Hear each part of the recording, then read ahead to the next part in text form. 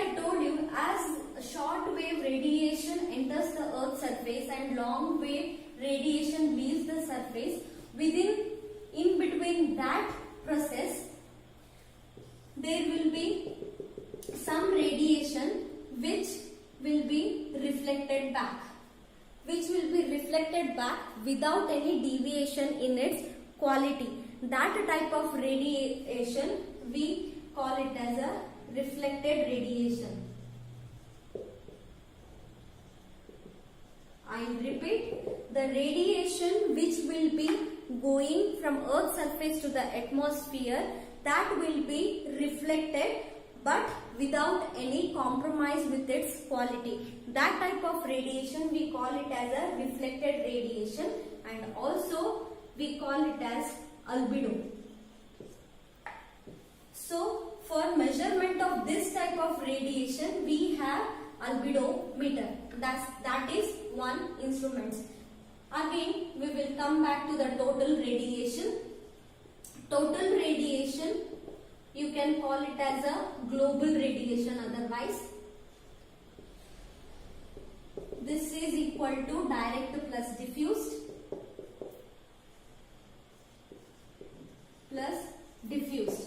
Now, as we know, there is a whole lot of quantum of solar radiation which will be reaching Earth, and there will be some radiation which will be reaching the atmosphere back, or some will be reflected back, and there also some of the radiation will be absorbed and reflected. So among that, within that range we have another one, net radiation.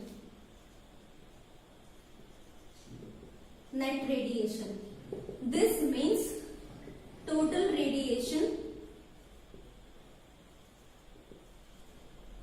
minus albedo. Here albedo, as I told you, this is the reflected radiation. The difference between the total radiation and albedo, we call it as a net radiation. And for measurement of this net radiation, we have a net radiometer.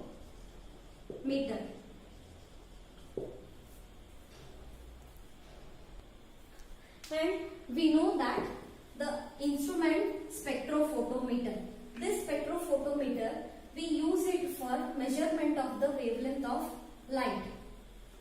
Spectrophotometer. We use it for measuring the wavelength of light. And the another one is spectroradiometer.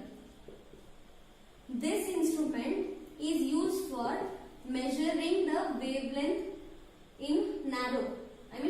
It measures narrow wavelength of light. So these are some important instruments which are used for measuring different weather parameters.